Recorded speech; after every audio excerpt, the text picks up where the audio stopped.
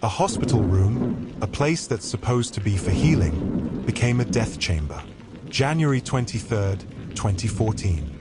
A 5-year-old boy, his life barely begun, took his last breath. The cause? Salt. Unbelievable, lethal levels of salt flooding his tiny body. But this wasn't some tragic accident. This was a death orchestrated, slowly and cruelly, by the one person who should have been his fiercest protector, his own mother. 4 years, she'd played the part of a devoted caregiver to a chronically ill child, her sad story unfolding online for thousands of sympathetic followers. But behind the carefully chosen images and heartfelt posts lurked a secret so dark, it would unravel a story of lies, unimaginable abuse, and the horrifying truth of a mother who craved attention more than her own child's life. Garnet Paul Thompson Spears was born December 3, 2008, in Decatur, Alabama. For his young mother, Lacey Spears, and to everyone else, his arrival was painted as a dream come true. Lacey, a single mom, quickly started portraying a life filled with medical troubles for her baby boy. Just months after he was born, Garnet's life turned into a whirlwind of doctor's visits and hospital stays. Lacey listed off a string of alarming, often fuzzy symptoms: constant feeding issues, ear infections, fevers, and seizures. She said he couldn't keep food down, that he just wasn't thriving. Her story was convincing, and her distress seemed so real. Friends, family, and soon, a growing online crowd saw a young mother fighting relentlessly for her son's health. But even back then, something unsettling was simmering beneath the surface. You see, Garnet was actually born healthy, despite what his mother claimed.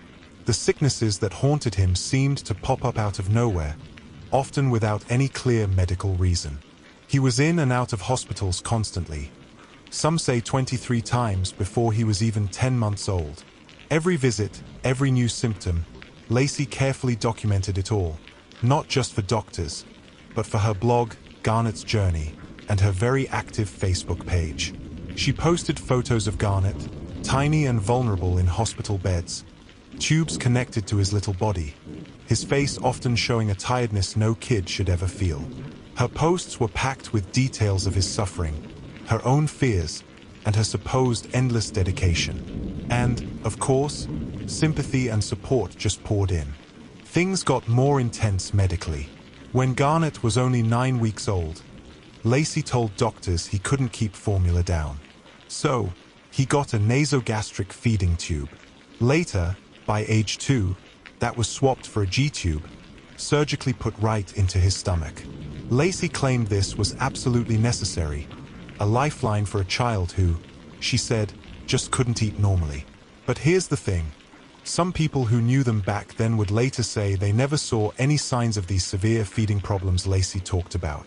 That G-tube, though, became a huge part of Garnet's life and, terrifyingly, a key tool in Lacey's shocking deception. Lacey also started weaving a complicated, often made-up, personal story.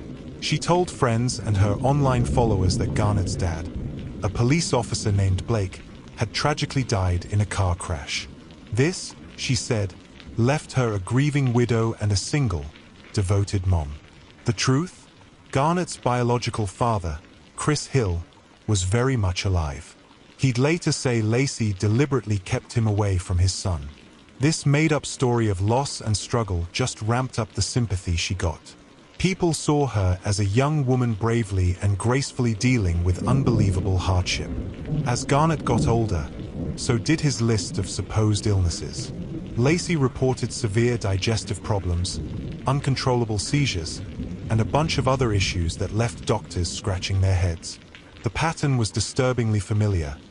Garnet would seem okay, then suddenly, out of the blue, get terribly sick, usually when it was just him and Lacey. Lacey Spears wasn't just a mom. She was kind of a mini-celebrity online, especially in parenting blogs and social media groups for kids with chronic illnesses.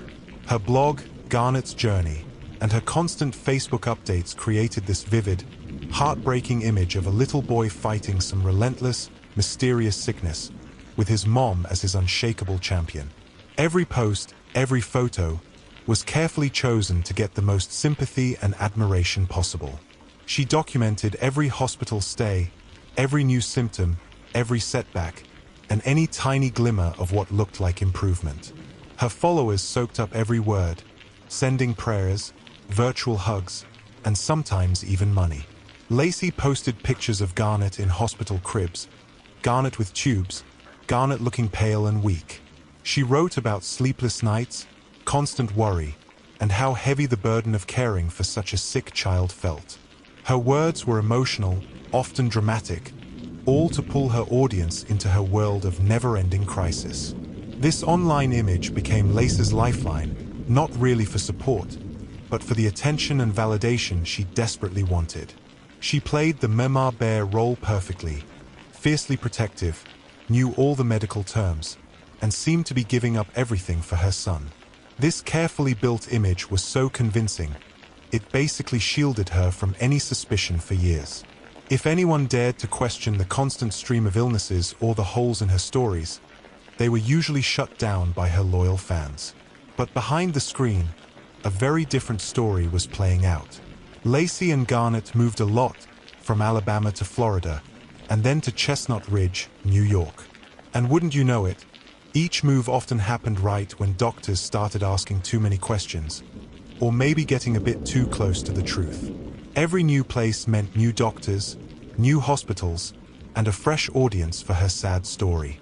She'd lay out Garnet's complicated, often conflicting, medical history, always stressing that she was the main caregiver, the one who knew best. Doctors and nurses in different states started seeing red flags. Garnet's symptoms often seemed to flare up for no reason, sometimes right before he was supposed to go home from the hospital, or when he was alone with Lacey. His blood tests would show scary results one day, then go back to normal when hospital staff changed his feeds or took over his care, only to spike again once Lacey was back in charge.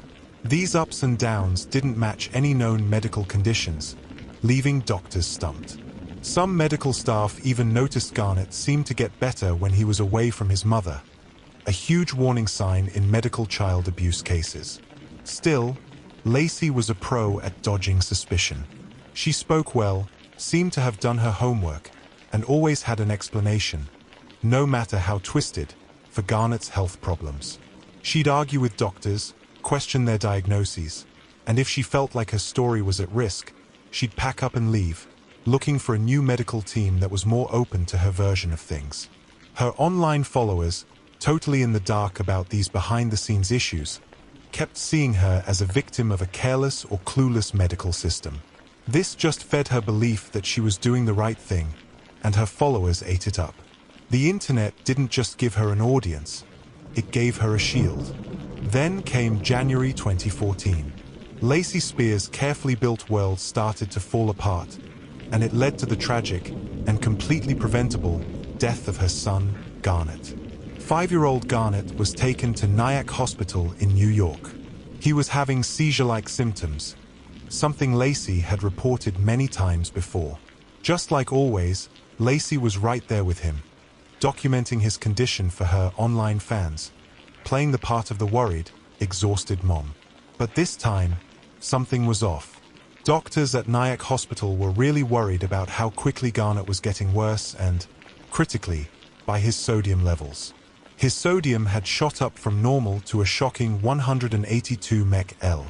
Now, a normal range is about 135 to 145 mec/L. Levels like Garnet's are almost always fatal. There was no obvious medical reason for this. Garnet was quickly flown to the pediatric unit at Westchester Medical Center. Doctors there fought like hell to save him, trying to carefully bring his sodium levels back down. For a little while, it looked like he might stabilize. But the massive salt overdose had already caused terrible swelling in his brain. The damage couldn't be undone. Just 2 days after that unexplained sodium spike, on January 23, 2014, Garnet Spears was declared brain dead. He was only 5. The medical team, faced with a child dying from a massive, unexplained salt poisoning, immediately suspected something was terribly wrong, foul play. They called Child Protective Services and the police.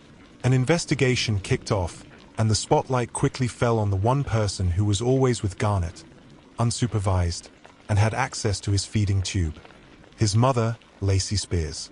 The investigation started to strip away the layers of lies Lacey had so carefully built up over 5 years. Hospital staff at Nyack remembered Lacey taking Garnet into the bathroom with his feeding tube a few times. Each time he came out, he seemed upset or got sick. This was super suspicious because there were no cameras in the hospital bathrooms, giving her a private spot to mess with his feeds. But the most damning evidence? It was found in Lacey's apartment. Police found 2 feeding bags. One was heavily contaminated with salt. The other one, which Lacey had apparently asked a friend to get rid of, had an even more shocking amount, the equivalent of 69 little packets of salt. This was the murder weapon. Investigators also found internet searches on Lacey's computer. What was she looking up? The effects of high sodium doses in children. It became painfully clear Garnet's death wasn't from some mysterious illness. It was a deliberate poisoning. That online image of the devoted mother? Shattered, replaced by the horrifying picture of a cold, calculating abuser. The thousands of followers who'd sent sympathy and support now faced an unthinkable truth. The illnesses they'd followed so closely, the suffering they'd cried over, were mostly made up and, in the end, caused by Lacey herself. I know, the details of this case are really disturbing, and they shine a light on a rare but truly devastating form of abuse. If you're finding this story compelling, and you want to understand more about these complex true crime cases, think about subscribing to the channel and hitting that notification bell. That way, you won't miss our future dives into the darker sides of human behavior. Garnet Spears' death sent shockwaves everywhere, through the local community and across all those online platforms where Lacey had built up her image. As investigators dug deeper, a chilling psychological picture started to form, and it pointed straight to Munchausen syndrome by proxy, or, as it's more formally known now, factitious disorder imposed on another, FDIA. What is that? It's a mental illness where a caregiver, often a mother, deliberately makes up or causes illness in someone they're looking after, usually a child. And why? To get attention, sympathy, or to feel important. Lacey's entire life with Garnet looked like a textbook case. From the time he was a baby, she put him through pointless medical procedures, endless hospital visits, and finally, a fatal poisoning. She tricked doctors, faked symptoms, and absolutely thrived on the drama and attention her son's sicknesses brought her way. That G-tube, which was supposed to give Garnet nourishment, became Lacey's tool for control and harm. She used it to pump salt into his little body, causing the exact symptoms she would then report with such apparent worry. Her online life was a huge part of this. The blog Garnet's Journey and her Facebook posts, they weren't just a diary, they were a performance. She built an audience, soaked up their praise for her devotion, and used their support as a shield if any doctors or people she knew started getting suspicious. The internet let her control the story completely. She painted herself as a hero fighting some unknown medical monster, when really, the monster was her. The police painstakingly put all the evidence together. They went through Garnet's massive medical records from different states, and they saw the pattern. His illnesses often flared up when Lacey was the only one caring for him, and he'd get better when she wasn't around. They talked to doctors, nurses, friends, and family. Some friends remembered times when Lacey's stories just didn't make sense, or when Garnet seemed to be doing great until Lacey came back into the picture. That made-up story about Garnet's dead father? That was another piece of the puzzle, showing just how elaborately she could lie. Finding those salt-filled feeding bags was undeniable proof. Combine that with her internet searches about the dangers of sodium, and the case against Lacey was incredibly strong. Her lawyers later tried to blame the hospital or even suggest Garnet might have somehow messed with his own feeding tube. But investigators quickly shot those ideas down, given how much sodium was involved and Garnet's age and condition. In June 2014, 5 months after Garnet died, Lacey Spears was arrested. She was charged with second-degree depraved indifference murder and first-degree manslaughter. That depraved indifference murder charge meant prosecutors didn't necessarily have to prove she meant to kill Garnett, just that her reckless actions showed she had absolutely no regard for his life. The loving mom image had totally crumbled, revealing someone truly disturbing and dangerous underneath. The thousands who followed Garnett's journey had to face the horrifying truth. They'd unknowingly watched years of abuse that ended in murder. Lacey Spears' trial started in early 2015, and a horrified public was glued to it. Prosecutors laid out all the evidence they'd carefully gathered. It painted a picture of years of calculated abuse, all driven by Lacey's desperate need for attention. They showed Garnett's huge medical files, had experts talk about salt poisoning, and presented that chilling physical evidence, the contaminated feeding bags and Lacey's internet searches. And that hospital surveillance footage, the one showing Lacey taking Garnett into the bathroom with a cup and his feeding tube, only for him to come out upset? That was a key piece of evidence for the prosecution. Lacey's defense team tried to argue she was a loving mom and that maybe Garnett's death was because of the hospital's negligence, or even that Garnett himself somehow managed to take the salt. A claim that seemed pretty unbelievable given his age and how it was delivered through the G-tube. Lacey herself didn't testify, and interestingly, her lawyers chose not to formally use Munchausen by proxy as a defense, even though the idea of it hung over the whole trial. On March 2, 2015, after 14 days of testimony and not very long deliberations, the jury found Lacey Spears guilty of second-degree murder. Reports say she barely showed any emotion when the verdict was read. Then, on April 8, 2015, Lacey Spears was sentenced. Judge Robert Neary gave her 20 years to life in prison. Prosecutors wanted the max, 25 to life. But Judge Neary said he wasn't giving the maximum because, in his words, one does not have to be a psychiatrist to realize you suffer from Munchausen by proxy. He called her crime unfathomable in its cruelty and pointed out that Garnett had suffered 5 years of torment and pain from the very person who should have protected him most. Lacey Spears still says she's innocent. She even said in an interview later that she didn't kill her son. Her conviction was upheld on appeal. She'll be eligible for parole in 2034. The case of Lacey Spears and Garnett's tragic death is a really disturbing reminder of just how dark Munchausen syndrome by proxy can be. It shows how incredibly hard it is to spot this kind of abuse, especially when the abuser is smart, manipulative, and good at tricking doctors and playing on public sympathy. Garnett's story also threw a harsh spotlight on our online world. Social media gave Lacey the stage and the validation she craved, letting her continue her abuse hidden behind the mask of a devoted mom. It makes you wonder about the responsibility of online communities and how easily false stories can spread and take hold. At the end of the day, this is the story of a little boy named Garnett. His life was stolen by the one person he should have been able to trust completely. His 5 short years were filled with needless suffering, all because his mother had an endless hunger for attention. His legacy is heartbreaking, but it's also a wake-up call for all of us to be vigilant, to ask questions, and to protect the most vulnerable people in our society. Garnett Spears' story is a really tough one to take in. If this case has affected you, or if you're interested in learning more about the psychology behind crimes like this, please share your thoughts respectfully in the comments. We explore a lot of true crime cases that dig into the complex sides of human nature, so make sure to subscribe. And maybe check out this other video on a case with some similarly unsettling themes. Garnett Spears' life and tragic death really show the devastating power of Munchausen syndrome by proxy, that awful form of abuse where a caregiver makes up or causes illness in someone else, usually for attention. Lacey Spears was so good at manipulating doctors and a huge online community. She built this image of a devoted mother while secretly putting her son through years of torment that finally ended with his death from salt poisoning. She was convicted, which brought some justice, but it can never undo the suffering Garnett went through. His story is a serious warning about how hidden this kind of abuse can be, and how social media can be twisted to hide terrible truths. It really drives home how much we need to be aware and vigilant to protect children from the very people who should be their biggest protectors. May Garnett's memory remind us all how precious innocence is, and the huge responsibility we all have to protect it.